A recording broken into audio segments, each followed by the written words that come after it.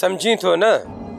बाबर से एड़ो समझी वियुसि जो कॾहिं न सम्झो। हाणे वेही मज़ो ॾिसजो कीअं थो मुल्क मां चीकट कढाया।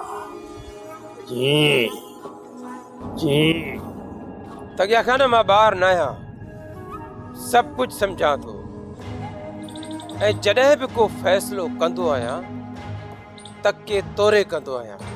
बाबा साईं तव्हां कंहिं बि क़िस्म जो रुको न कयो। कम मां अहिड़ी त सफ़ाईअ सां कंदुसि जो कंहिंखे सुड़स बि कान पवंदी त इहा हवा किथां आई, इहा झुगी कीअं नथी, कंहिंखे ख़बर ई कान पवंदी। तॻिया मां तोसां हक़ीक़त करे छॾी आहे। टके जा माण्हू असांजी बराबरी कनि, मां कॾहिं बि बर्दाश्त न कंदुसि। बाबा साईं तव्हांखे त ख़बर आहे त घटिया माण्हुनि खे औकात यादि ॾियारणु तॻे खे ईंदो आहे। बसि हाणे तव्हां इहो सम्झो त इन छोरे जी बाहि ॼण चीचड़े में अची वई। ठीकु आहे, मूंखे कमु खपे, सो बि सफ़ाईअ सां, पर इहो कमु रखे कंहिं ते थो जीअं कंहिंखे बिड़क बि न पवे। बाबा जो पंहिंजो वरिया माल इन ते ॿियो वरी कंहिं ते? इहो कमु वरियाम खां ज़ोर आहे। या तूं इहो कमु पाण कर या कंहिं ॿिए एतबार वारे माण्हूअ ते रख। मूंखां इहो कमु ज़ोर आहे? बाबा हाणे हिन उमिरि में त मुंहिंजा हथ था ॾकनि, मूंखां कोन थींदो, कंहिं ॿिए ते वज़न रखां थो। ठीकु आहे तॻिया कान, त पोइ इहो कमु मां पाण कंदो। सुल्तान ख़ैर त आहे, ओचितो हथियार जी ज़रूरत पइजी वई।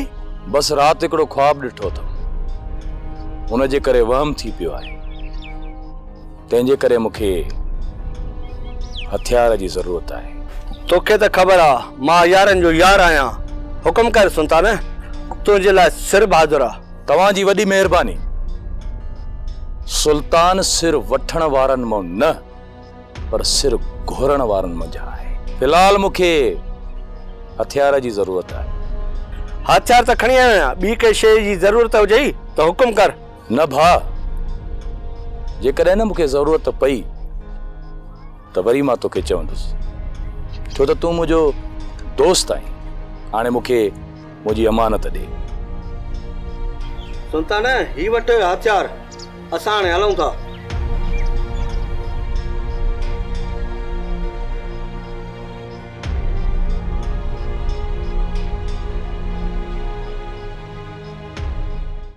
सोप सीरियल सिंध ॼाई तमाम एपिसोड्स ॾिसो हाणे HD क्वालिटीअ में। विज़िट करियो असांजो YouTube channel Sindh TV HD drama. Subscribe कयो असांजो official YouTube channel Sindh TV HD drama ऐं वधीक अपडेट लाइ बेल आइकन खे क्लिक करियो।